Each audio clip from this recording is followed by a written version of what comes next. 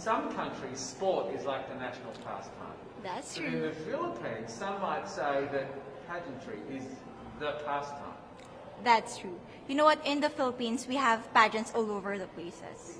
Yes, we have pageants in the barangay, in school, national, local. That's why we really love Miss Universe. It's like it's giving pride and putting the Philippines back on the pedestal. That's why there's an added pressure as a candidate coming from a pageant-loving country. But it's a good pressure. I always look up to our former Miss Universe Philippines. They really did well in the competition. And now this is my time to show who I am, to offer what Rabiya can show to the rest of the universe.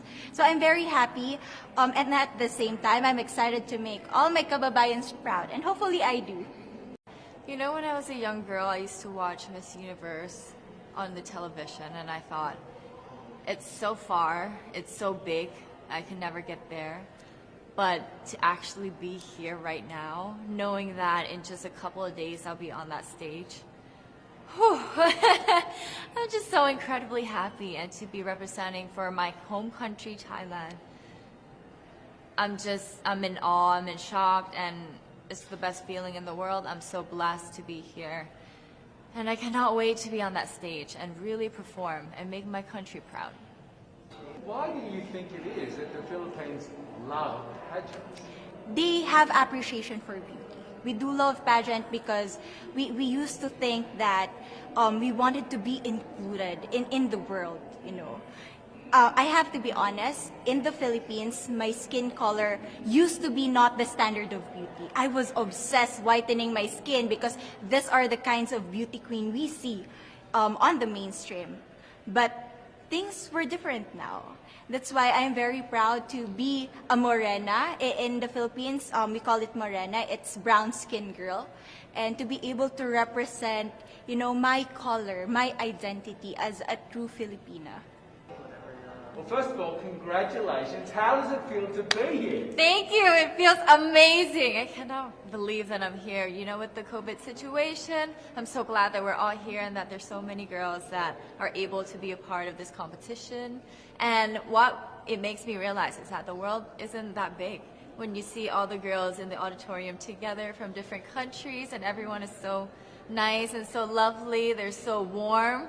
And I can't wait to get to know everyone. And also it's so unique to see that everyone was born into such different cultures, different languages, but we're all here together to tell our stories.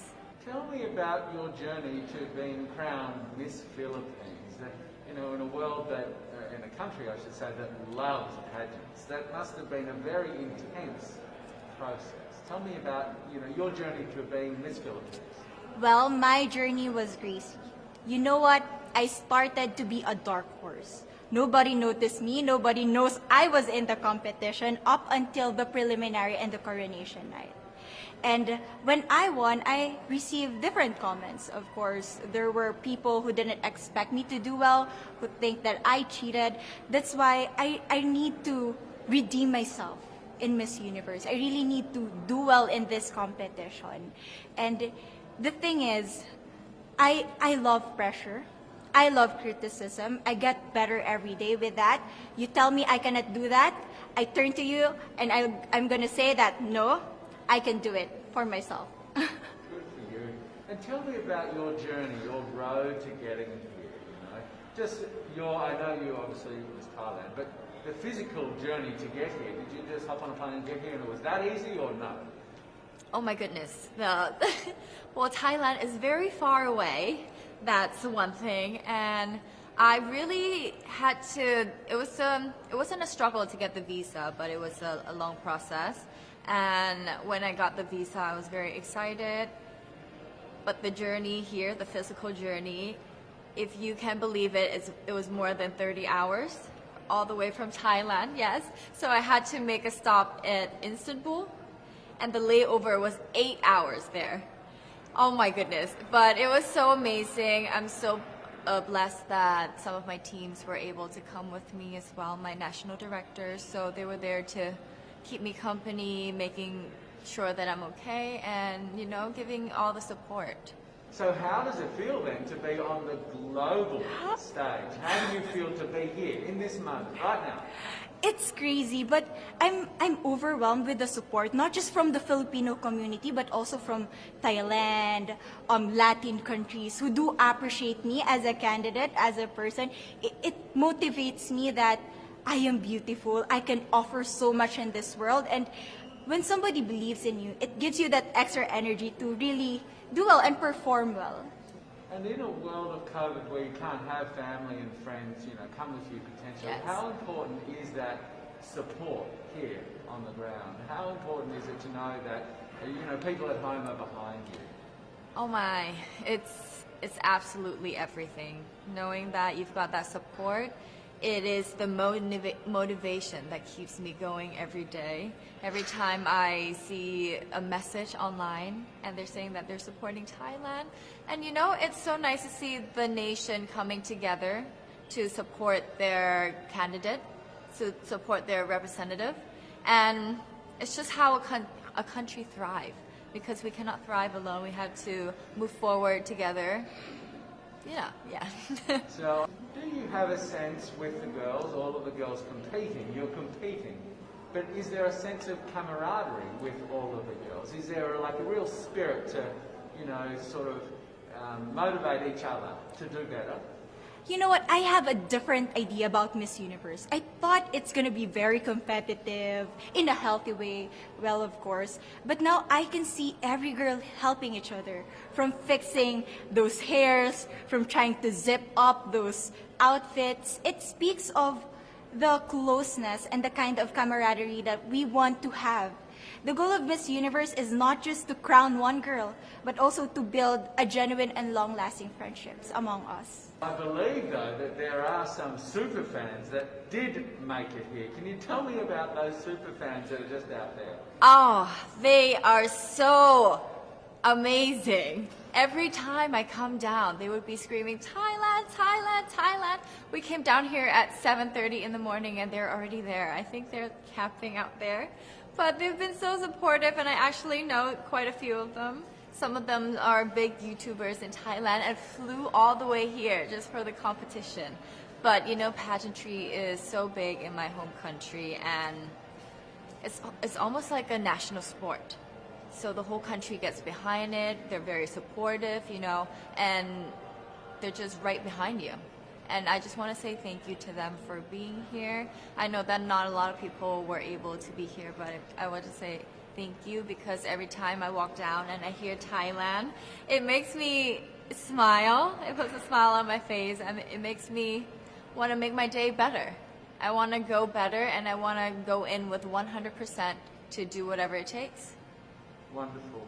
Would you say within the Miss Universe world, the contestants, is there a sisterhood? Are you sisters?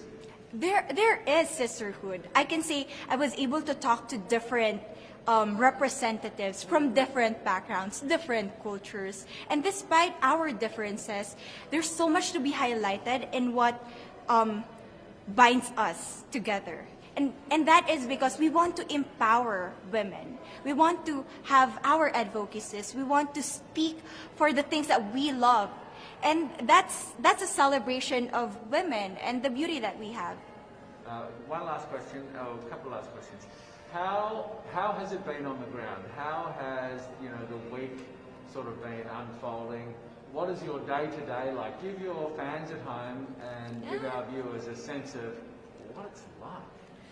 What is it like here? It is incredible. It's an incredible journey to have been able to meet all of the girls, because when you know of each other online and you've been messaging, you're on WhatsApp, there's a WhatsApp group, you've been talking, but then to actually come here and meet them in reality, it's just a whole different feeling.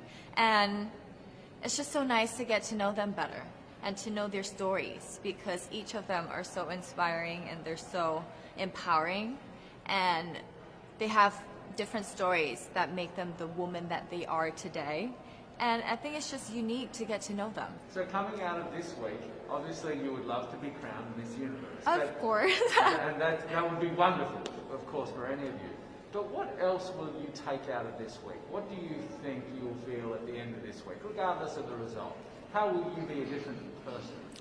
It's the growth and the development that I was able to have during preparing for this training. I will be honest, there was a moment that I lost my identity because I was put under pressure. I was in that position in which I feel like I'm not good enough. I'm not a good representative of my country, but I was able to bounce back stronger. And if I was able to do that for Miss Universe, I will be able to do that in life. That is my greatest takeaway from Miss Universe. Okay, so the Philippines have a huge amount of fans. Yes. I want you to give us a little bit of a message to the fans here and at home. But send a message. What would you say to all the fans in the Philippines? To all my fans from the Philippines and from all over the world, maraming salamat po. Thank you so much for loving me and for believing in me. It means a lot to somebody who is so naive in this industry, who has no idea how to become a beauty queen on the first day of my journey. But because of your love and support, I was able to be the woman that I am today. And regardless of the result, I may or I may not win the crown, but one thing is for sure, I'm gonna make you all proud.